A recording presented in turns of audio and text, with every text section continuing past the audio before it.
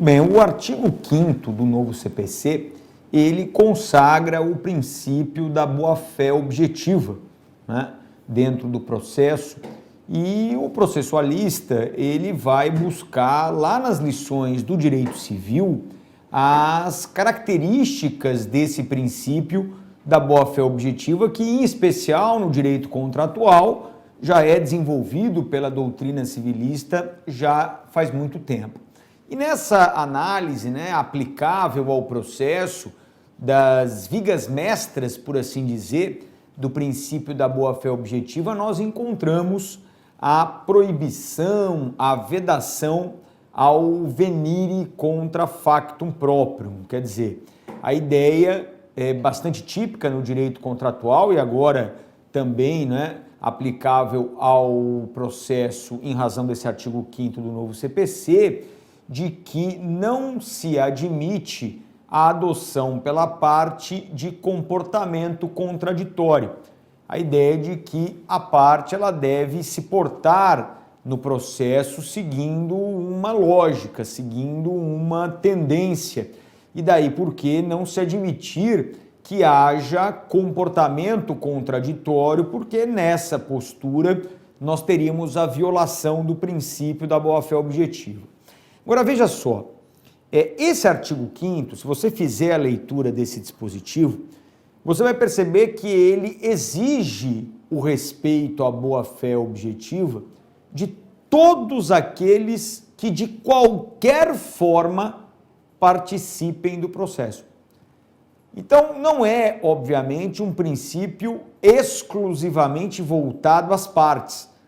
É um princípio voltado também ao juiz, e isso falando dos sujeitos principais. Porque também aqui, obviamente, deve ser aplicado à testemunha, ao perito, ao oficial de justiça, ao escrivão, ao chefe da secretaria e todos que, conforme o texto legal, de alguma forma participam do processo. Mas eu quero, nessa pílula, fazer uma consideração especificamente a respeito do juiz, porque é um pouquinho mais do que óbvio de que o juiz participa do processo, né? Aliás, é figura de extrema relevância na relação jurídica processual. E aí nós vamos aplicar ao juiz também o princípio da boa-fé objetiva e também vamos vedar o comportamento contraditório adotado pelo juiz. E cá entre nós, mesmo antes da vigência do novo CPC, já era possível encontrar decisões do STJ com fundamento no venire contra factum próprio aplicado ao juiz. Então, há um julgamento clássico do STJ por meio do qual o STJ não admitiu a seguinte conduta do juiz. O juiz, ele decidiu contra o requerimento de provas das partes. Então, a parte disse que queria a produção de prova, o juiz disse que não era necessário. E no momento de proferir a decisão, proferiu a decisão com base no ônus da prova. Quer dizer, alguma coisa aí, obviamente, está estranho. Porque se o juiz indefere a prova, significa dizer que ele não precisa da prova por já estar plenamente convencido a respeito dos fatos da demanda. Mas a partir do momento em que ele profere uma sentença com fundamento na regra do ônus da prova, ele está dizendo justamente o contrário. Ele está dizendo que, na realidade, ele não tinha convencimento dos fatos e precisou usar da regra do ônus probatório. Então ele acabou aqui, segundo a decisão do STJ, que me parece bastante acertada, adotando um comportamento contraditório, quer dizer, você não pode dizer que não precisa da prova e depois julgar com base no ônus da prova, quer dizer, não, é um comportamento logicamente incompatível, insustentável.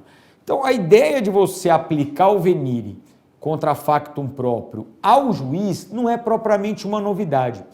Você já tem, inclusive, um histórico de decisões ainda durante a vigência do Código de 73 nesse sentido. Agora, há uma questão que é interessante ser enfrentada, que é a possibilidade de você exigir o respeito a esse princípio da boa-fé sobre a ótica do venire contra factum próprio do juiz em diferentes processos. Aí é mais interessante. né? Então, o juiz, por exemplo, ele adota uma tese jurídica para resolver uma determinada questão rotineiramente. Mas justamente no seu processo, ele adotou uma outra tese jurídica, sem nenhuma justificativa de superação do entendimento, de que aqui há uma especificidade fática ou jurídica, não. Ele simplesmente sai daquele padrão decisório e, no seu processo, ele profere uma decisão contrária a todas as outras que ele já havia proferido e o que às vezes é mais preocupante, contrária também a todas aquelas que ele virá a proferir depois. Então é o famoso ponto fora da curva de fato. E aí a grande questão é saber se você pode anular esta decisão com base na violação do princípio da boa-fé objetiva, que seria, na verdade, tentar levar a ideia do venire contra factum próprio para fora do processo. Quer dizer, adotar condutas contraditórias dentro do mesmo processo é evidentemente vedado. Agora, é possível também levar esta circunstância para atos em diferentes processos? Essa ideia da decisão contraditória, porque fora do padrão decisório sobre a mesma questão jurídica, ela é passível de anulação por meio de fundamento de violação ao princípio da boa-fé objetiva? Essa é uma questão interessante, ainda em aberto. A minha resposta é que sim. Me parece que o princípio da boa-fé objetiva ele não se limita ao processo individualmente considerado. Me parece que ele possa, sim, exigir condutas, em especial do juiz, em diferentes processos. Daí daria para aplicar o artigo 5º e, nessa hipótese que eu acabei de descrever, até pedir a anulação da decisão.